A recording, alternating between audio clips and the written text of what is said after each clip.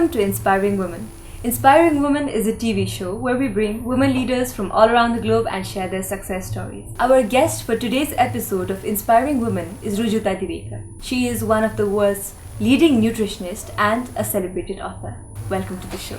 Thank you so much, Arya, for having me on your show. Being a nutritionist, being a nutrition expert, we understand that it's a lot of going through ancient texts, modern research, facts and figures. Interestingly, in your case, it also seems to be much of insight.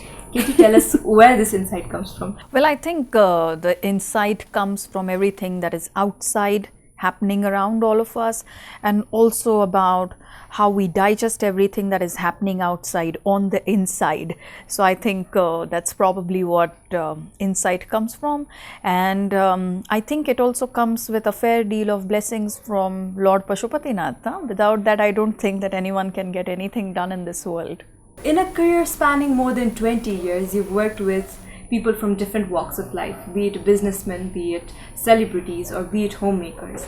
And you managed to deal with them so naturally. What is it that keeps you so grounded? The fact that I work with so many achievers, and the fact that the one common thread that I find amongst all achievers, irrespective of the field that they're coming from, is that they're always striving to do better than what they have done yesterday. So I think that is what keeps me grounded. Having so many clients who lead by example, I think that's one thing.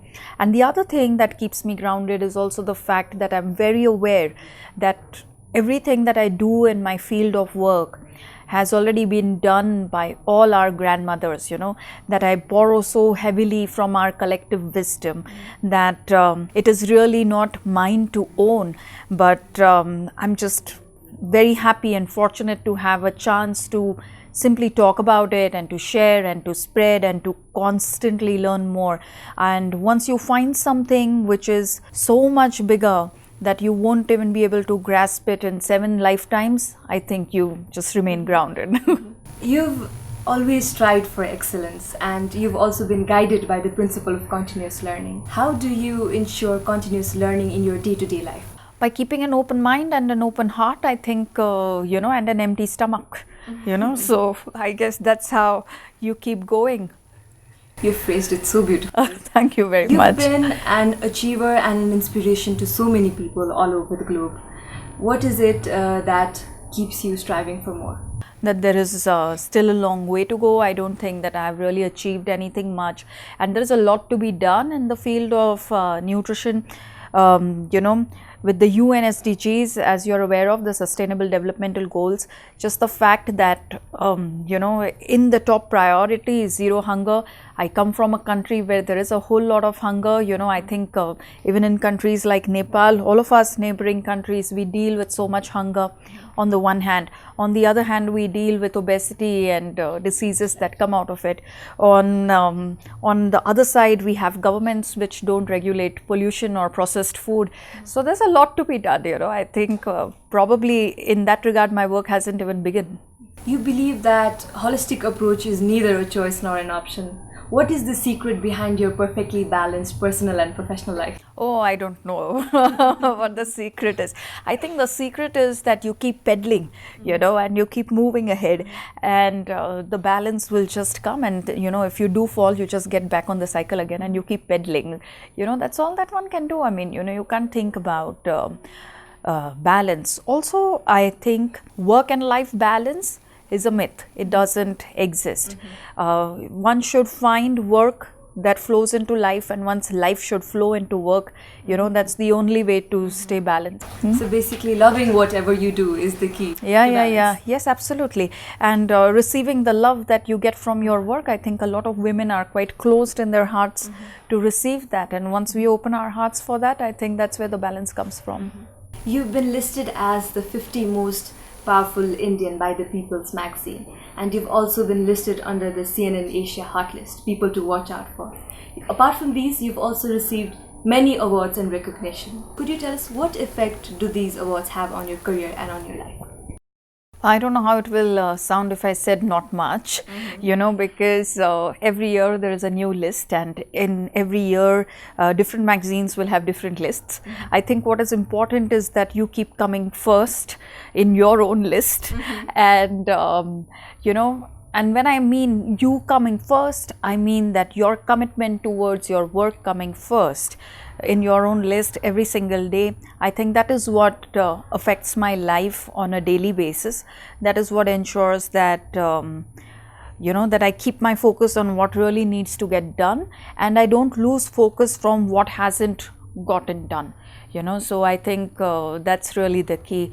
But I always feel very humbled to be on any list, and to have these acknowledgements come my way. It does feel good, I won't lie about that, but I'm aware that these don't matter beyond a point. You are a very determined and a humble person. Oh, no, thank you. Could you tell us what are some of your success habits? What would you consider to be your success habits? I don't know how one defines success. I really think in a way it is defined by how one would define good health. So I think if you can go to bed and sleep peacefully every night, if you can wake up fresh every morning, if you genuinely feel like exercising every single day, if you really feel liberated enough to enjoy good food, I think that is especially true of all women. A lot of times we don't feel worthy of food. And if you can spend some time of every day of your life contributing towards something which is just beyond you, and your family or people that you're attached to, then I think that I would count that as success. And I really feel, that in our countries, I guess almost every woman that we meet is successful. We are probably just some of the few women who are in the limelight or who are getting acknowledged for the work that they're doing.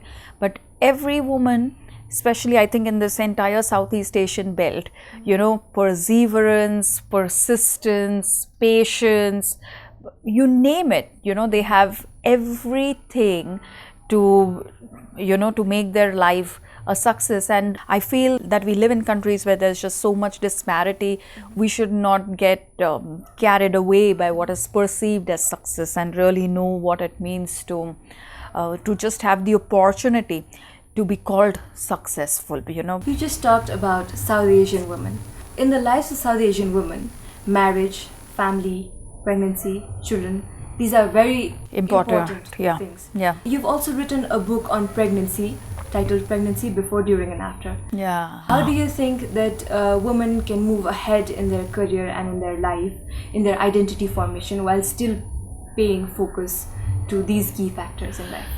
Well, I really think that, our entire belt, the Southeast Asian belt, I think we will come of age where when a daughter is born in our household, we are not thinking of marriage as the first thing, because invariably the minute the girl is born in our house, the first thing that we will probably talk about, if not the first thing, at least one of the things that we will talk about on the very same day that she is born, is about her marriage. In our country, even if you get to know that you are carrying a fetus which is of the female gender, there are people who drop it. They don't go through it for those 9 months. And it is still common, though it is illegal, it is still a common practice. I do very much think that in our countries, girls who have had the opportunity to still stay alive, educated, and have a job for themselves need to do a better job with their own life and choices. I think marriage should just be one of the days of your life. It should not be the most important day of your life. It should not be the day where you're most dressed up. You should be the most dressed up when you get a promotion, or when you're going on a holiday, or when you're meeting your best friend over a coffee. We need to look at life in that sense. When we do decide to have a child, we need to ensure that we have an equal partner, in our spouse, and that we are really able to plug into our families for support. Because I think one of the things that Southeast Asian women do have is a strong family network. So we should not be shy of having our families support us, because it is not possible to raise a child alone. In fact, there is an African proverb that says it takes a village to raise a child. So we need to ensure that we don't go the Western way with childbearing, that we actually let the whole village support us. And we should keep working, irrespective of whether we are unmarried or married, or single mothers, or mothers who have fathers, or whatever else that it is, or whether we are menopausal, or whether we are 60 or 70 or 80. Till the last moment of our life, we need to ensure that we are leading extremely productive lives. We owe it to the little girls who are still in the wombs. I think we have to bear that responsibility. We can't shy away from that. You've written a book related to children and nutrition. What role do you think the healthy children of today will play for the nation's development? I think they will be our bankable resource. What can you bank on? You can't bank on money, you can't bank on land, you can't bank on climate. You can only bank on human potential. And children who have received good nutrition have the best chance of getting out of the cycle of poverty. They have the best chance of being healthy adults. They have the best chance of staying healthy and being productive and not taking sick days when they are working. They have the best chance of healthy progeny. So everything that we do in the world today is dependent on our children.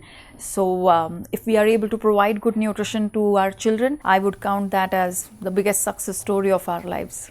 What advice would you like to give those people who are willing to change the world, who wish to change the world, but can't change their simple eating routine to stay healthy? That it is tougher to change your own eating habits than to keep sitting on your sofa and talking about changing the world, because then you're only talking and talking about what changes someone else should be bringing about. But when you change the way you are eating, that's when you're actually leading the change.